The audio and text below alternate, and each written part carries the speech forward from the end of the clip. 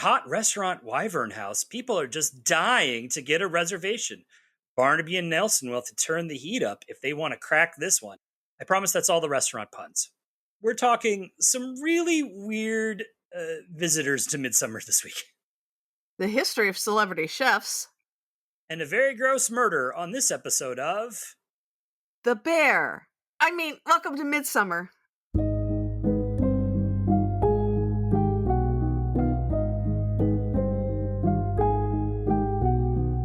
Hello, and welcome to MIdsomer, the podcast where we dissect all the mysteries, the murders, and the many weird things about the long-running hit TV show MIdsomer Murders.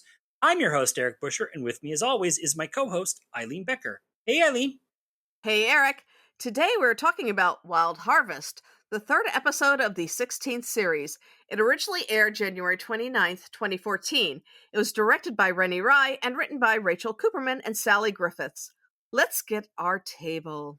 Yes, chef. Spoiler warning, we will be discussing the events of this episode, including the identity of the murderer. So if you haven't watched it yet and don't want to know who done it, pause this and go watch it. You'll still be here when you get back. He hardly ate anything yesterday either. Maybe he's ordered a takeaway.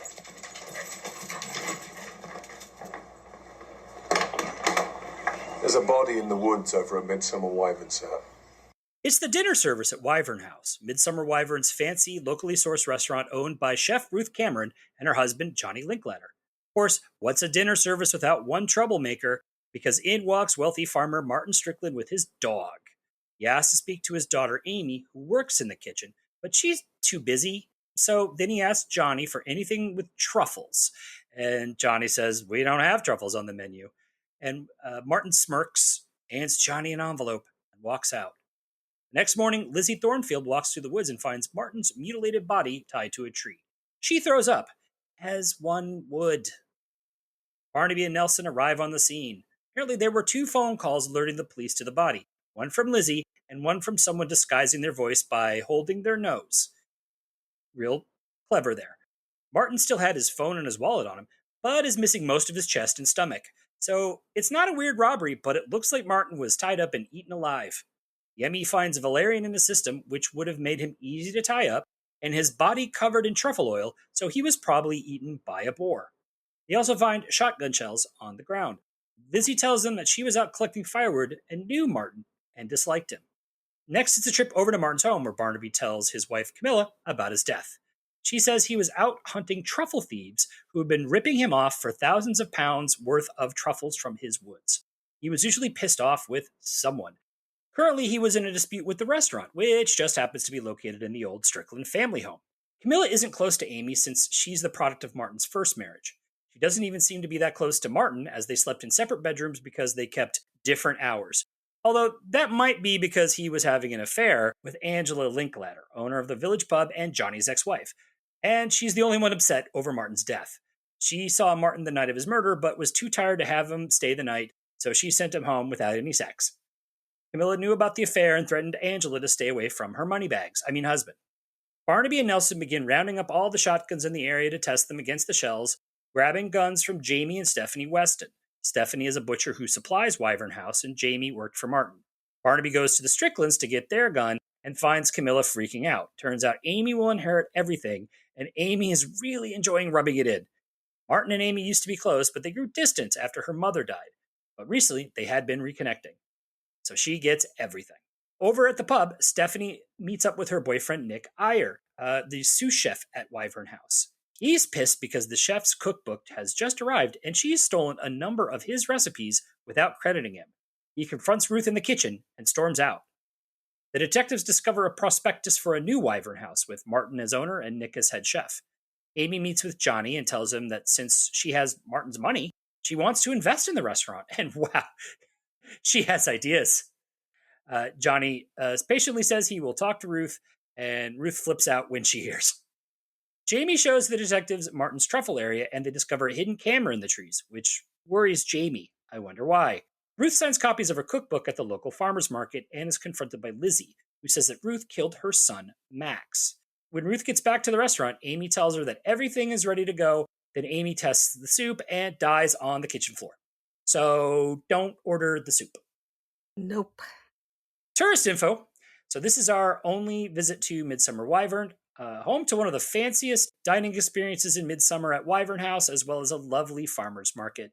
You can also catch a glimpse of wild boar in the nearby woods. Just make sure they aren't eating any thing. So how many times has this pub been used? Well, the outside is the Stag and Huntsman in Hambledon in Buckinghamshire, just a few miles from Henley-on-Thames, which we visited and did in the water. But the interiors of that restaurant are much fancier than the interiors of the pub in the episode, so I'm assuming it's just the standard pub set on some, soundstage. I've seen that exact pub layout several times in Midsummer. Yeah. This episode came out in 2014, but it is hard not to talk about a show set in a restaurant kitchen at this point without comparing it to The Bear, the worldwide, I'm not even sure if it's a worldwide sensation, but it is a hit show in the US about the goings on at a Chicago beef sandwich shop turned fancy restaurant. This is not a Bear podcast, but I do think that it's like having watched this episode before I watched The Bear and then watching after The Bear, I'm just like, this doesn't seem anywhere near as frantic as The Bear. The Bear stressed me out. I watched 2 episodes, realized it was brilliant, but way too stressful for me to watch right now. Yeah, I like The Bear. Again, not to turn this into a Bear podcast, it does level out, and then it gets back into tense and levels out again, and it's really good. It's very good. This seemed much calmer. This seemed like maybe a kitchen that's not run by someone with severe anxiety. And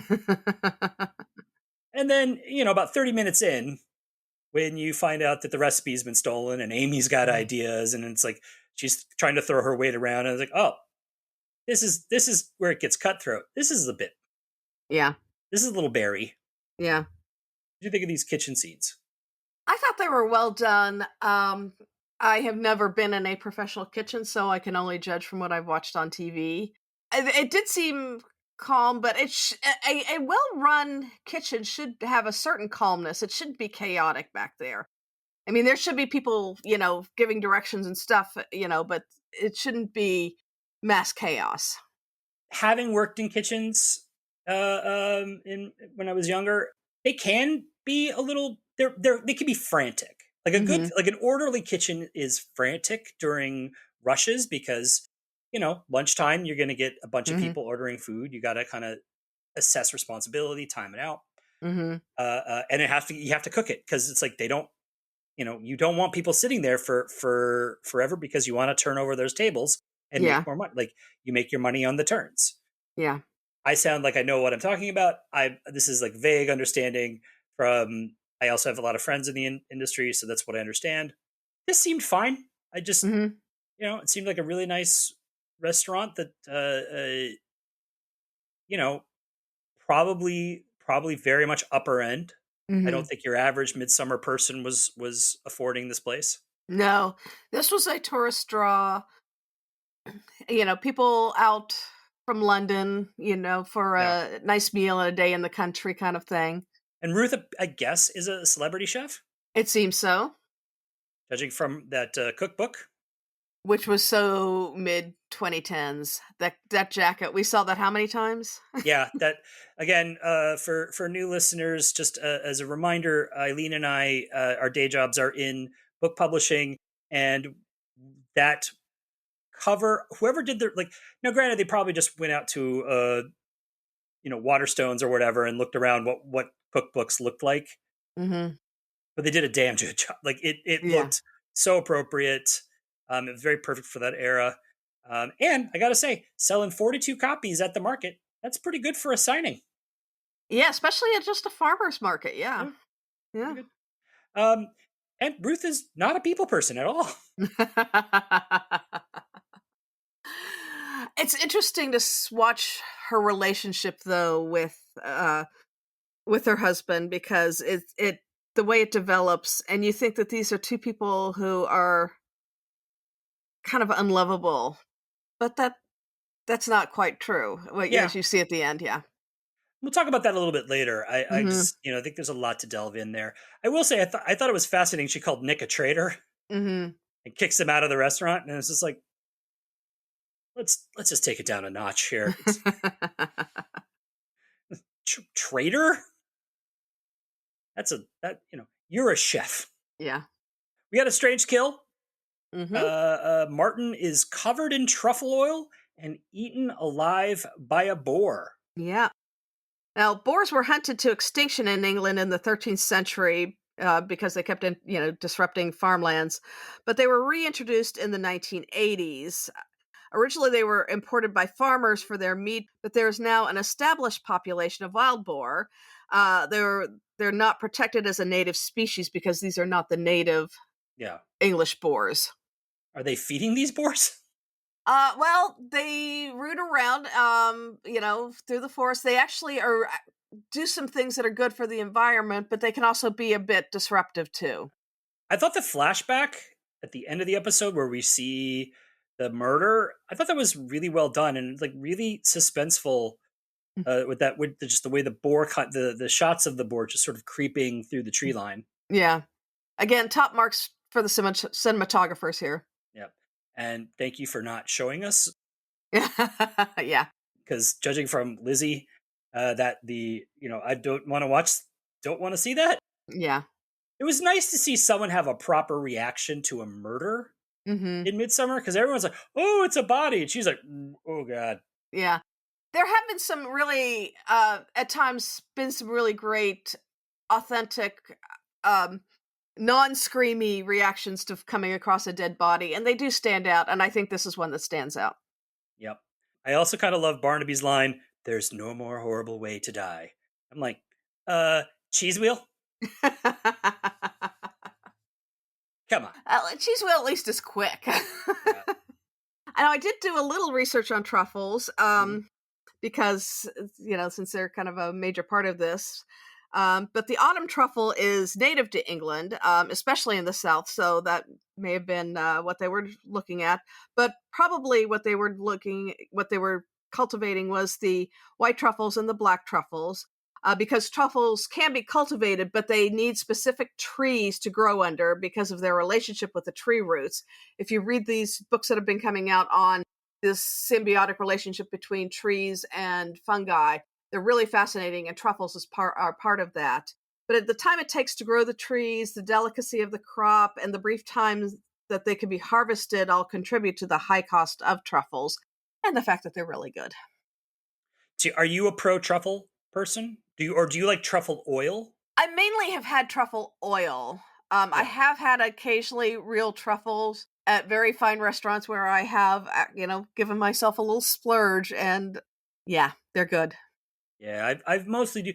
I know some people who just don't like truffle oil at all. Mhm. I love truffle oil. Yeah. Yeah. Use it sparingly. Oh, yeah. Don't douse yourself in it because Yeah. stuff happens. But I like it. But I know that there's some people. So, folks, this is now a pro truffle oil and Midsummer Murder podcast. I absolutely loved at the beginning of the episode where Barnaby answers the door and there's Nelson standing there and he just goes, "There's a body in the woods." And I'm like, hello? Hello's nice. Yeah. Not any kind of greeting, just there's a body in the wood. I guess Yep. that is kind of the greeting for Midsummer when you're a cop, is where the body is located. Or maybe he's been yelled at by, John, because he gives him crap for all kinds of stuff. It's just like, I don't have time for pleasantries. Just lay it out for me. Yeah. You answer my door. Don't tell me hello. I know you're there. Yeah. What'd you think of Martin in the few moments that we met him? In the few moments, yeah. I did love the way he strode into the restaurant with his dog, not dressing up, and the looks he got, not, as they say, this is my field, there are no F's left in it. Yeah. He's obviously not a likable person, but he's also, he's terrible. He's just like judging from just the reactions that everybody has, other than Angela. Yeah. His wife is like, Dad, Jamie's bored. Yeah. Ferdy seems like, nobody is like shocked at all. Yeah. His daughter didn't even seem to like him. Yeah, and yet he had 2 wives. Yeah. Maybe his first wife liked him. We don't know much about her other than she died. Yeah, and the other one clearly liked his money. Yeah. He was also apparently very arrogant, according to Lizzie, Mm-hmm. who said arrogant landowners are not my type. Yeah. Amy was also clearly clearly took after her dad, the way she was just kind of rubbing it into Camilla Mm-hmm. that she's not getting anything. Yeah. Camilla may not be the most likable person in the world, but Amy had some real inflated. Amy clearly had that privilege attitude. Oh, yeah. Yeah. Throw her weight around, throw the money around, think she's ready for stuff that she's not ready for. Amy's a Nepo baby. You're right. She is. Amy was a Nepo baby. Takes after his dad in so many ways, including being dead at the end of this episode. Yeah. So since, as we said, so much of this episode takes place in the world of restaurants and celebrity chefs, Eileen, you have a little history corner for celebrity chefs? I do. Even before television, there was the celebrity chef, and they have always been controversial. In his epic History of Rome, written in the time of Caesar Augustus, the historian Livy blamed the rise of cooks above their station for the decline of the Roman Republic. The first famous chef we know by name is Bartolomeo Scappi, an Italian chef from Lombardy who came into the service of Pope Pius IV in the 16th century. His 1570 cookbook, Opera dell'arte del cucinare, contained 1,000 recipes as well as techniques and tools. It contained the first illustration of the fork and declared that Parmesan was the best cheese on earth, an opinion that is still hard to argue with. Goat's better. There are great cheeses out there, yeah. But I do like a good Parmesan. Our next famous chef is the French chef François Vatel, who trained as a pastry chef before becoming the maître d'hôtel, basically the chateau manager, at the Chateau de Chantilly for the Prince of Condé in the 17th century. In 1671, he was tasked with organizing a banquet for the visit of King Louis XIV and his huge entourage. Vatel had 15 days to plan lavish meals for 600 nobles, in addition to thousands of others for 3 days. Stress and lack of sleep probably led to his suicide when it was reported that a delivery of fish had not arrived. Soon afterwards, the fish arrived. In the early 19th century, the French chef Antonin Carême rose to fame as the chef for a variety of royal figures, including Tsar Alexander I of Russia and the Prince Regent, later King George IV of the United Kingdom. He codified many techniques and simplified French cuisine, though he was also known for his elaborate table decorations sculpted in sugar. As with any good celebrity chef, he wrote several illustrated cookbooks, and he was a major influence on many French cooks, including the famous French chef Auguste Escoffier. Escoffier modernized Carême's recipes and techniques and codified the 5 mother sauces. He also changed the atmosphere of the kitchen, insisting on quiet, professionalism, and cleanliness, and elevated the profession of the chef in the Gilded Age and the early 20th century. His Le Guide Culinaire, published in 1903, is still regarded as an essential textbook on French cuisine. The first chef to gain widespread fame was Alexis Soyer, who was born in France but moved to England after the July Revolution of 1830. After working in the kitchens of the landed gentry, he was appointed head chef at the Reform Club in London, a private members' club that still exists in a grand building on Pall Mall. His lamb cutlets reform are still on the menu. As with any top celebrity chef, he published several cookbooks, including some featuring inexpensive and nutritious food. His philanthropy extended beyond instructional cooking, as he set up a soup kitchen in Dublin during the Irish potato famine of the 1840s, feeding 1,000 hungry people per hour. In the 1850s, he traveled to Crimea and worked with Florence Nightingale to improve conditions for the troops fighting the Crimean War, making sure that there were supplies, recipes, and trained cooks. He even invented a portable stove, which was used for more than a century. Soyer was also excellent at self-promotion and trademarked his image to market bottled sauces. The age of the television chef started in 1946. In the UK, Philip Harbin's 10-minute-long shows called Cookery debuted in June. In August in the US, James Beard debuted his 15-minute show I Love to Eat. Both chefs went on to publish dozens of influential cookbooks, and the James Beard Foundation Awards has launched many chefs into celebrity status. Fanny Craddock debuted in 1955 in the UK, bringing well-made but economical food to British audiences. In 1961, the cookbook Mastering the Art of French Cooking was published. Written for an American audience by Simone Beck and Louise Berthoud from France and Julia Child from the US, it emphasized clarity and precision in its wide variety of recipes and changed the American cookbook. It also launched Julia Child onto television with her series The French Chef, debuting in 1962. Julia's kitchen from that show is now displayed at the Smithsonian National Museum of American History. The next batch of celebrity chefs came galloping into fame, including Graham Kerr's The Galloping Gourmet from Canada in 1968. Joyce Barnaby's favorite celebrity cook, Delia Smith, debuted in 1973. Justin Wilson, Joyce Chen, Ken Hom, and Mater Jaffrey introduced Cajun, Chinese, and Indian food to wider audiences. Martha Stewart published her first book, Entertaining, in 1982, the start of a still robust career in publishing cookbooks and magazines, starring in television series, and hanging out with Snoop Dogg at the Paris Olympics. Also in the 1960s and 70s, chefs such as Jeremiah Tower, Alice Waters, and Wolfgang Puck became famous for championing local seasonal foods at restaurants such as Chez Panisse in Berkeley, California, as well as the Napa Valley restaurant The French Laundry. This became known as California cuisine, and it influenced the farm-to-table movement. In 1993, the Food Network debuted in the U.S., featuring chefs Emeril Lagasse, Debbie Fields, and Jacques Pepin. They were soon joined by Mario Batali, Bobby Flay, Alton Brown, Paula Deen, Ina Garten, Rachel Ray, and Guy Fieri, who all became huge stars and sold a lot of cookbooks. At this time in the UK, chefs such as Gordon Ramsay, Nigella Lawson, and Jamie Oliver rose to fame. Cooking competition shows have risen in popularity, making their contestants and judges famous. Starting with the UK's Master Chef in 1990 and Iron Chef in Japan in 1993, the genre includes Chopped, The Great British Bake Off, Top Chef, and many more. These days, TikTok is also launching the careers of home chefs, giving them a reach of millions and cookbook contracts. In addition to massive cookbook sales, celebrity chefs often market various food items that can be found in your local grocery store. As many of these chefs came from humble or even poor backgrounds, the era of celebrity chefs would probably make Livy, the Roman historian, very upset. Do you think we can blame celebrity chefs for the state of the world today? Oh, why not? Do you have a favorite celebrity chef? It's hard to beat Julia, just because she was part of my childhood.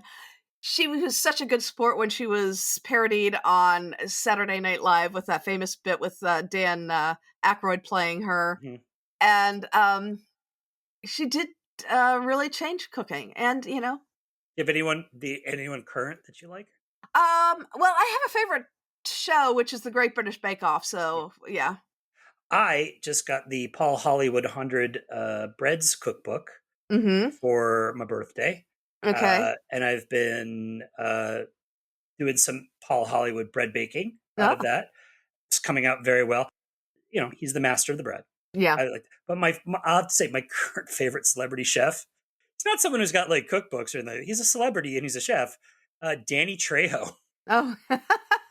If you're familiar with the actor Danny Trejo from such films as Machete and Heat, I think he's in. He actually has several taco restaurants out in LA. And he's got a cookbook called Trejo's Tacos, which I stand by as one of the best taco cookbooks I've ever had. Yeah. His roast cauliflower tacos are insane. Okay, well, I'm going to have to check those out. Yeah.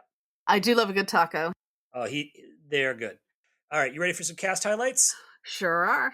Arabella Weir was super able to let things go Angela Linklater. She's a comedian, actress, and writer. She appeared in Fast Show, Posh Nosh, and Two Doors Down, and wrote for all of them.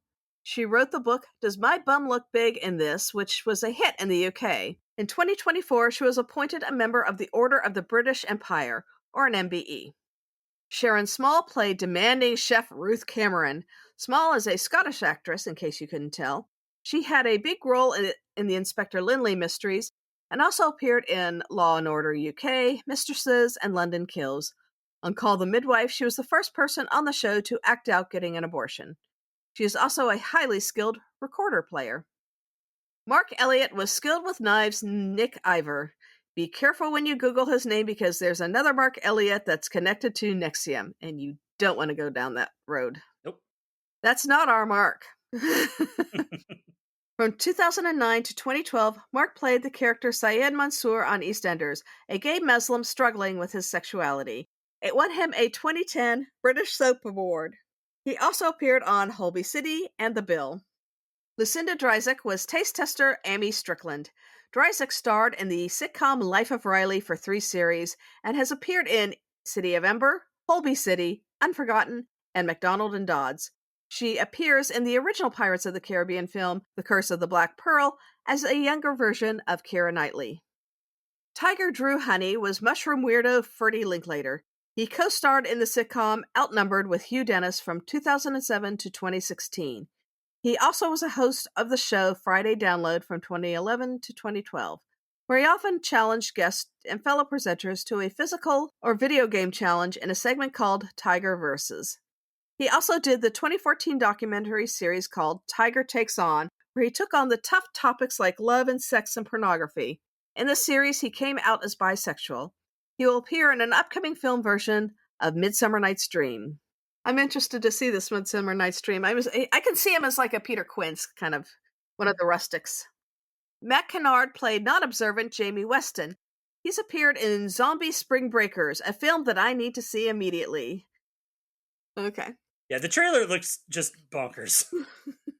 He was also in Doctors, Emmerdale Farms, Hollyoaks, and Jamie Johnson.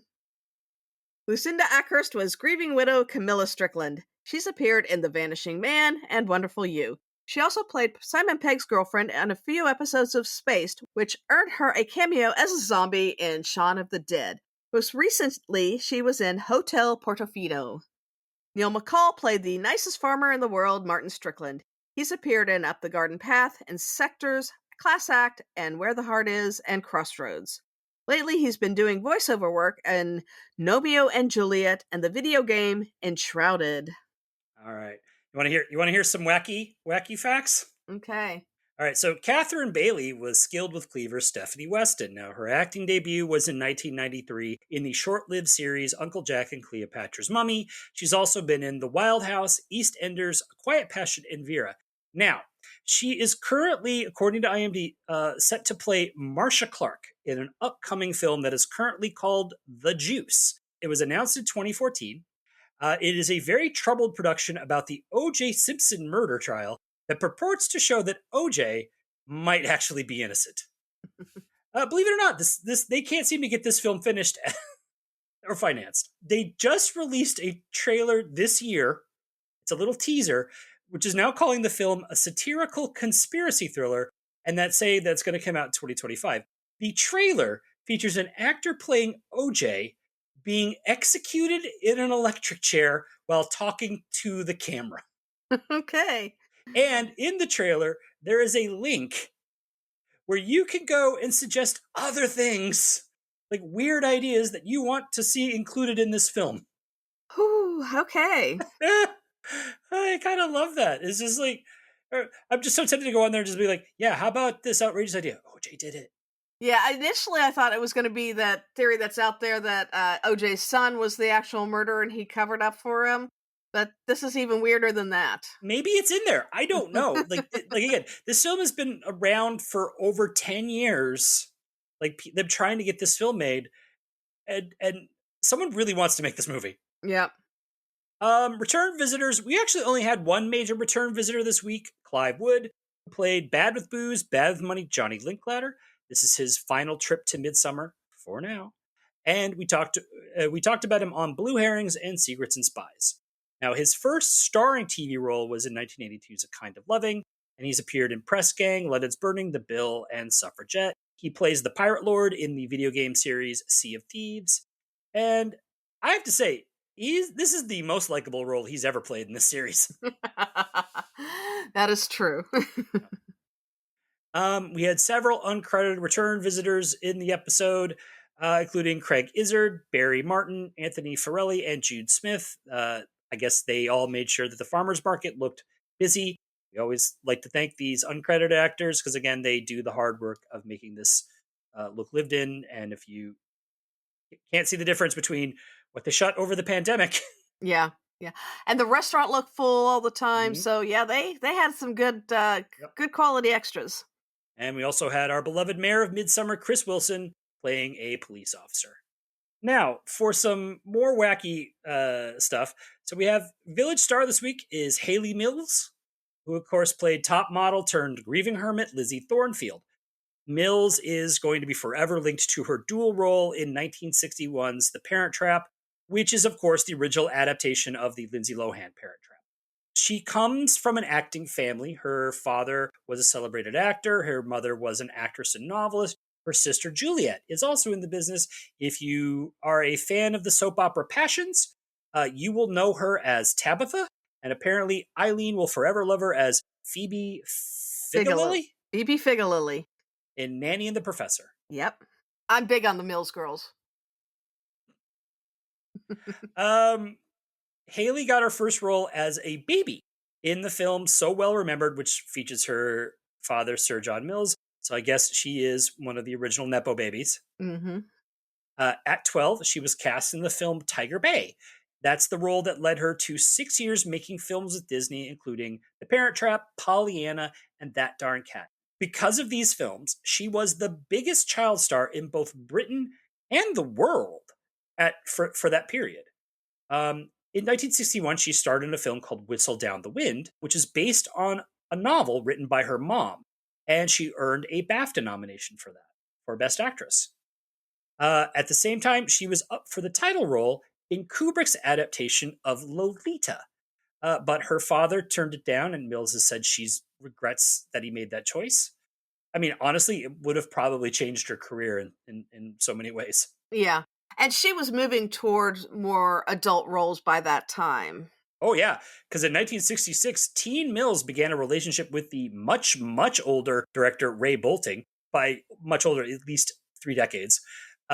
She eventually married him when she turned 20, and he was 50-something. Yeah. They, of course, later divorced. In 1987, she starred in a Disney sitcom called Good Morning, Miss Bliss, which sadly only lasted 13 episodes before getting canceled. But then NBC acquired the rights to the show, fired Mills, and then made all the child actors in the school, because it was about a school teacher and the kids in her class. So the kids became the stars of the show. That show was renamed Saved by the Bell. And that's where Saved by the Bell comes from. Yeah.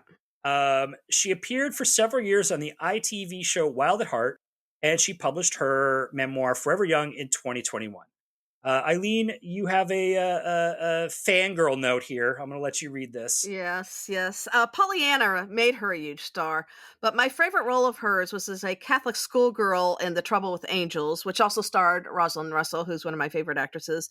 This is kind of a cleaner version of the Dairy Girls. If you're a fan of the Dairy Girls, you can kind of go back and see that. She also did several sequels as a grown-up Susan and Sharon from the Parent Trap, which I really need to go find now and watch them all, because I did do the entire Airports series, which just got so progressively worse it was laughable.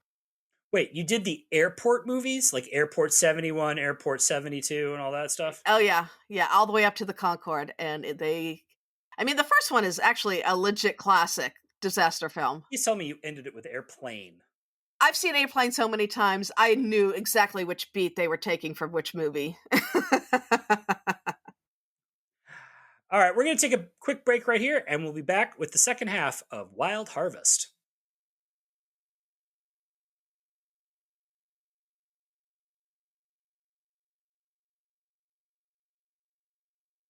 And we're back. Let's talk about the second half of Wild Harvest. Nick Ivor would have had plenty of time to nip into the larder while everyone was at lunch, but his girlfriend's given him an alibi for the night of Martin's murder. Who's the girlfriend? A butcher called Stephanie Weston, Jamie Weston's sister. I hope you got something nice for supper after you finished interviewing her. Yeah, lamb cutlets. I thought we could do with some Fascinating though your domestic arrangements are. Well, this was the worst lunch service in the history of Wyvern House. Every customer is a suspect, and they got no food for it. So the rictus grin on Amy's face makes Coroner Kate think the soup, a wild celery and mushroom, was poisoned. Bertie, Johnny and Angela's son, who works in the kitchen, was the one that prepped the soup, but he says he used the ingredients that were foraged that day by Ruth. Nelson finds a weird mushroom in Ferdy's stuff, but Ferdy says that's not poison. That's magic, man. Anyway, the soup was left unattended during staff lunch, so anyone could have tampered with it. Looking at the ingredients, Ruth sees that the celery is not what she foraged, and that's actually hemlock. Barnaby goes to tell Camilla that Amy is dead, making her a lot richer and the prime suspect. Meanwhile, Nelson looks for Nick, who is shocked by the news. He didn't get along with Amy and felt she wasn't ready to be a sous chef. Despite everything, he's loyal to Ruth, who took him in when he was having a bad time as a teen in Hackney. He says he turned down Martin's offer and has an alibi for his death. He was with his girlfriend Stephanie all night long. At home, Sarah's been reading Ruth's cookbook and points out that Ruth says she always makes that soup. Barnaby realizes that Ruth was meant to taste the soup first, not Amy, and that Ruth is still the target for a killer. Nelson manages to hack Martin's computer by just putting in random passwords. I guess. And they see the camera footage of the truffle thief, which is Johnny. Johnny says that the restaurant is deeply in debt, so he stole the truffles to make a deal with their creditors. Martin was blackmailing him to break the lease and take over the place. He's worried he'll lose Ruth if they lose Wyvern House. Because, he met her after he left the army and his marriage with Angela fell apart. He had been drinking way too much, but now he's been sober for 4 years.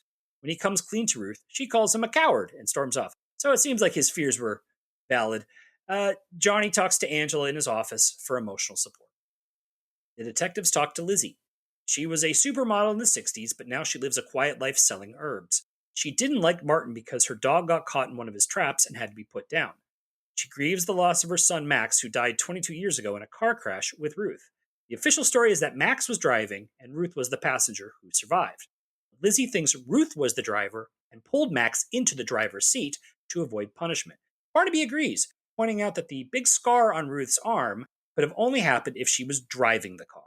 Later on, Ruth comes to Lizzie and tries to apologize, but Lizzie just tells her to go. The detectives find out that Nick was arrested for stabbing his abusive stepfather when he was 16, so they bring him in. He admits he hurt his stepfather in a fit of rage, but his mother convinced her husband, the stepfather, to change his story as long as Nick left and never came back. Ruth took him in and helped him become a chef. Martin had found out all this and was blackmailing him. He admits that many of the recipes are his, and her stories were all crap, although she did actually make the soup every day. So, now they narrow in on Jamie Weston. The shells match his gun, and once they clean up the sound of the phone call, it's clearly him. Nelson searches for him and finds Jamie and Stephanie unloading their car at Angela's pub. He and Barnaby investigate and find the front door locked, so they sneak in the back and discover an illegal meat auction. They were out poaching when they stumbled on Martin's body and called the next day to avoid getting caught themselves. This also means that Stephanie lied for Nick's alibi, so he's back in play. Ruth and Johnny reconcile, and Ruth pours herself a drink at Johnny's office.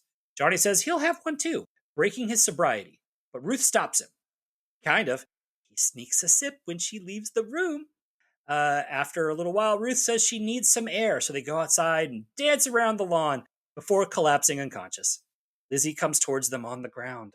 The next day, the police investigate the scene.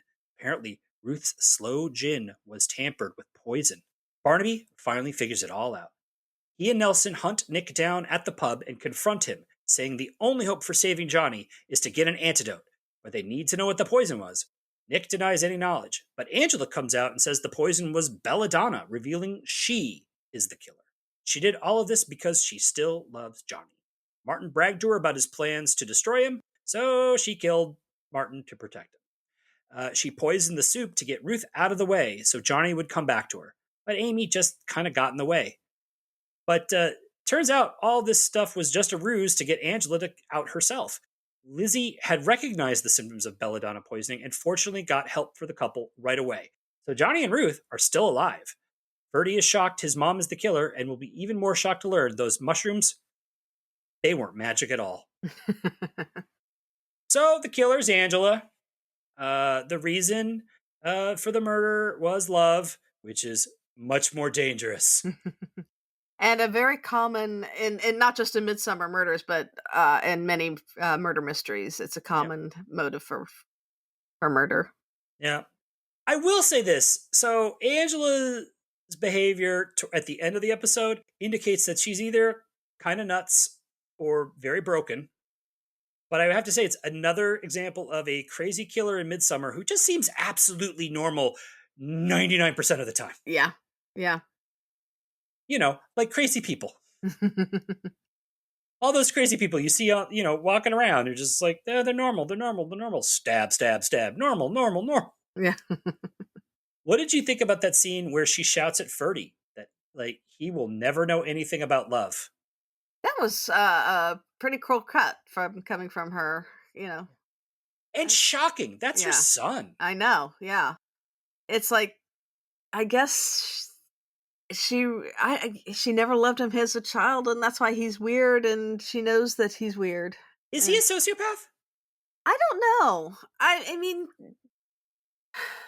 maybe when he's away from her, he'll become a little more normal. I don't know. He has, like, next to no reactions to anything. Yeah. Other than, like, that mushroom's not poison. He Yeah. had, like, no reactions to anything. Yeah. He seemed a little shocked that Angela was the killer. Yeah. He did seem relieved that his father was alive. Yeah. Yes. At the end. Well, at least he knows that, when he goes to stay with Johnny and Ruth, maybe he won't hear them in bed. Yeah. Which was one of those details that was, like, both not necessary and a little weird. Yeah. I will say, I think this is the only time we hear a toilet flushing in Midsummer. Yeah, I think so. I don't recall it. And of course, now we're going to have Toilet Watch. Yeah, we will have Toilet Watch. But, it was very famous when they had the sound of a toilet flushing All in the Family back in the 60s. So, yeah. Well, the first example of seeing a toilet flush on screen or anything like that. Psycho. Well, yeah, when they showed it, yeah. During a working toilet, that was the first time. Yeah. So the clue that caused Barnaby to solve it was he remembered the statement, "Time doesn't always heal wounds." Mm-hmm. And I guess that led him to Angela? Yeah, it's a little light on clues. Actual clues. Yeah. There's not really... It is a lot of supposition. There's not, like, really hard evidence. Mm-hmm. Just a lot of guesswork. And then, they pulled the Perry Mason. Yeah. Which we'll talk about in a moment. Barnaby, I can't remember if it was Barnaby or Ruth who calls hemlock the most poisonous plant in Great Britain, which is apparently true. I Googled it. What's the most poisonous plant in Great Britain? And this version of hemlock came up. Okay. Score 1 for research on the writers. Yeah. They should be very good with poisons. They are British. Yeah. The coroner says the rictus grin is symptomatic of poisoning. And I'm like, yeah, and the Joker. And there was a callback to angel mushrooms. Yeah. And there is a bit of a some overlap with that episode to this one, and they do that occasionally. We see these kind of echoes back to some earlier episodes. Yeah, and I like when they do that. What's that episode? That was Grieving Angel. Yeah. We haven't done that one yet. Yeah, we'll get to it. Mm-hmm. For that few listeners who's like, that's one of my favorites. We'll get to it. Yeah, we're gonna get to all of them. Yeah, that's the point of the show. We're not gonna forget one. So Ruth and Johnny, you were saying before you had some thoughts on Ruth and Johnny? Yeah, it's an interesting relationship. I actually found it to be, even though she is very demanding in the kitchen, I think there's true love there between the two of them. Yeah. She has come to rely on him, and I think she thinks he's kind of a little more effective than he is. He's not really the business genius that she kind of probably needs to help her with the restaurant. But I think that there's true love there. And I think for both of them, because she has been so dedicated to her career as a chef ever since Max's death. And we'll talk about that in a bit. I think it's almost a relief that she has someone that she can rely on. And yet Yep. he's not reliable completely.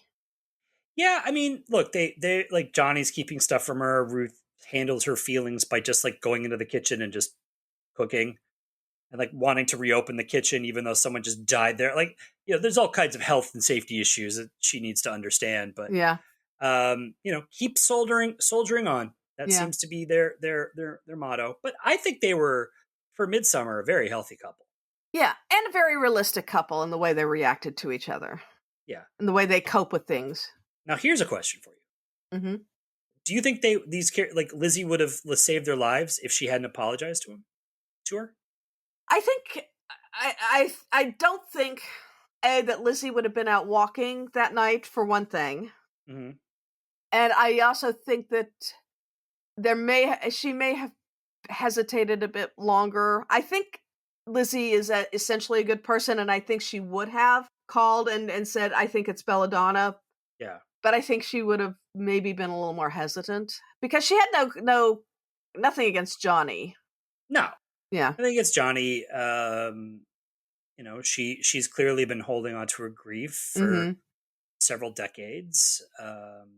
When she's talking to Barnaby, he's like, she seems kind of resigned to it, but then she goes to the farmer's market and just is like, you killed my son. Mm-hmm. Yeah. Pick a lane, Lizzie. Well, I think, that may have been the only time she's had to really confront her. It was at the farmer's market. Yeah. She allowed herself that moment. And maybe that helped her get She through couldn't it. get a table. I don't see her as the going out to fancy restaurants anymore type. She had her days as a model, and she's probably like, I am so over that whole lifestyle. Speaking of the restaurant, so it wasn't late when they were drinking, right? The restaurant was still open, correct?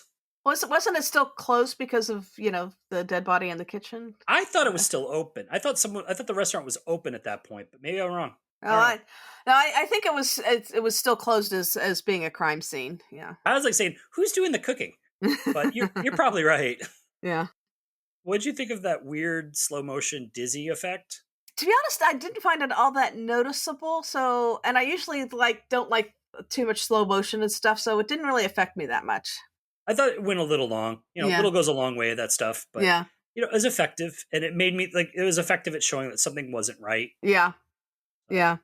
I kind of loved it that when Barnaby goes at one point to talk to Camilla, she's on a horse that just keeps riding. And I'm like, well, that's a new way of just ignoring the police. So we've had people riding lawnmowers and other farm equipment while they've been interviewed by Barnaby. So why not a horse? Yeah, just trying to dismiss him or whatever. It's yeah. This one was a new one. I also kind of love that she doesn't come out and say she didn't kill Amy.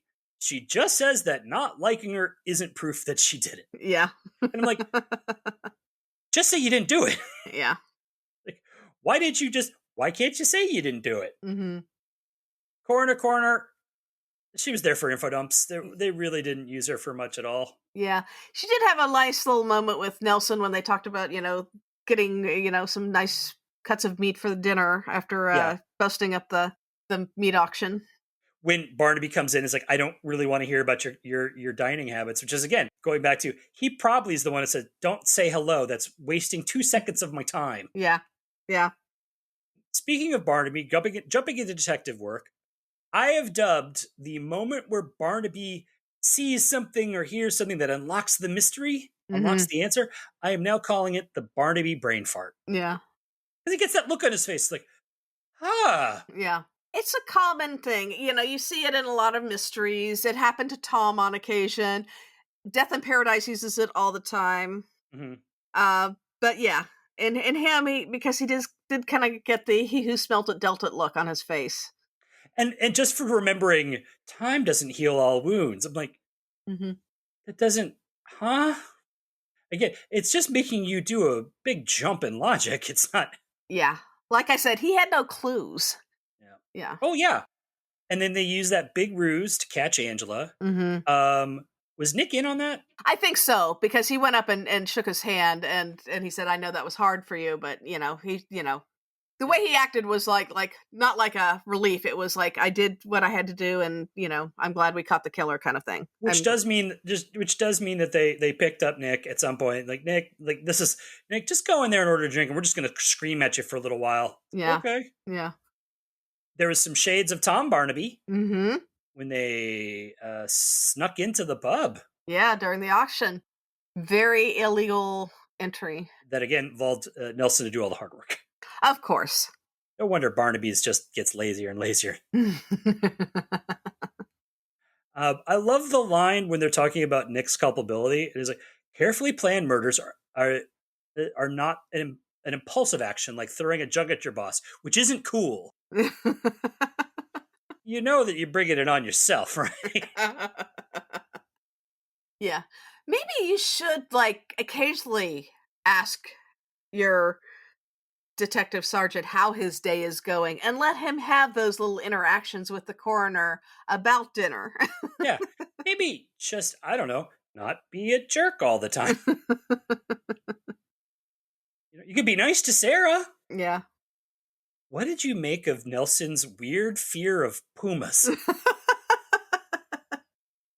I should have looked up if there are pumas in Britain. I know that there are. I don't know that there's what we call a puma, South American puma, which are fairly large. They're like mountain lions. But there are wildcats, which are bobcat kind of size. So they're kind of a mid-range cat size. Not exactly the larger cats, they're more the mid-sized cats. But I just loved his reaction, which was just straight out of Scooby-Doo. Pumas? Yeah. Nope. He's scared of pumas, but really excited to play some game called Zombie Cannibal. Which I don't know if that's a real game. I don't want to know if that's a real game. There's been a lot of mention on zombies in this episode. Yeah. Our episode, yeah. Well, 2014, wouldn't that have been around the time that would have been Dead that would have been debuted? zombie height, yeah. Yeah. Zombie Cannibal. Isn't that the same thing? Isn't that just redundant? It is, because zombies eat brains. Yeah. Zombies are cannibals. Yeah. Unless you're a zombie eating other zombies. Mm-hmm. Ooh, maybe that is the game. Yeah. I changed my mind. If there is a game called Zombie Cannibal where you're a zombie that eats other zombies, let me know. Yeah. Otherwise, don't tell me.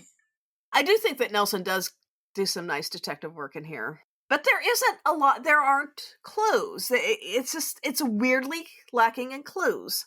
It's more character stuff. I gotta say, is more and more time we spend with Nelson, I'm actually, I was looking and it's like, we've done about half of the Nelson episodes, which just is there's not a huge body of Nelson stuff because they were doing really short seasons at that point, which is a shame because I really like Nelson, and I still think that Barnaby and Winter is so far one of the best duos, but I'm really growing to like Nelson. Yeah. I do wish he had stuck around a little longer because, but that whole undercover gig as, as a member of Queen, you got to take that when you get it. Yeah. Let's jump into the home life. In this episode, Sarah is in her full pregnant bloom, who can take care of herself, including painting. Those fumes cannot be good for the baby. I don't think latex has a lot of toxic fumes, but still they do say you should do it in a well-ventilated room. That's one of those side effect things that it's in. Hey, don't do this if you're pregnant or driving a vehicle, Well, she could have been in full pregnancy bloom, but she is still doing a better job than Tom did in Blue Herrings. She actually did cut in. On the windows and all the corners and everything and along the ceiling. She knows how to paint a room. There you go.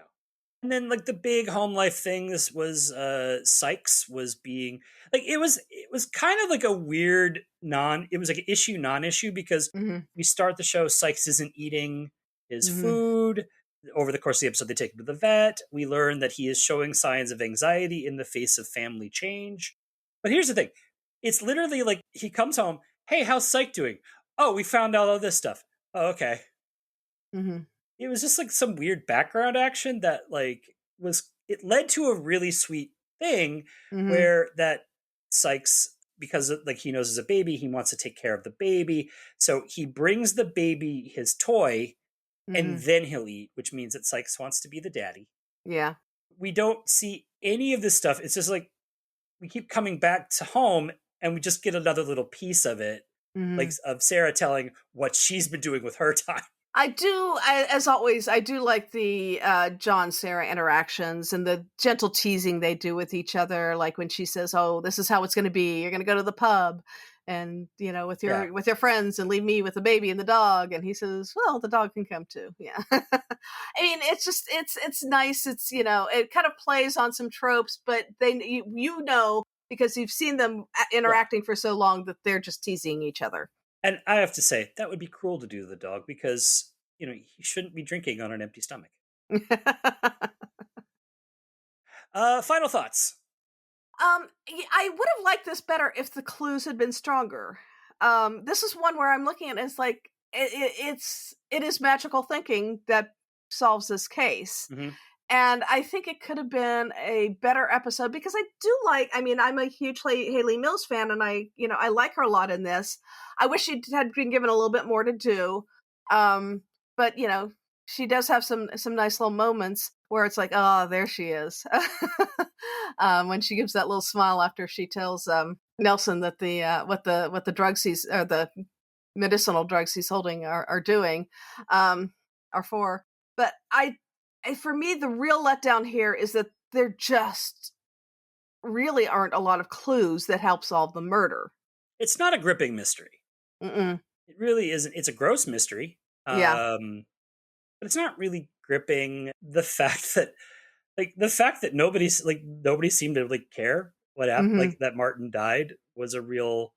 I liked the character bits. Like I liked watching Ruth and Johnny. I liked the time. I liked Angela as a character. She was a nice character. The character bits were nice. It just there wasn't really a strong mystery to hang on to everything because, like you said, it's like there's no real clues. Yeah. There's no real. It's like he just interviews until he has his Barnaby Brain Fart, and then he solved it. Yeah. And then they just, they pull a Perry Mason, and that's how it's solved. Yeah. So, I mean, I didn't even really buy for a second that Johnny and Ruth were dead because we never saw the bodies. Yeah. Yeah, you would have had coroner scene there.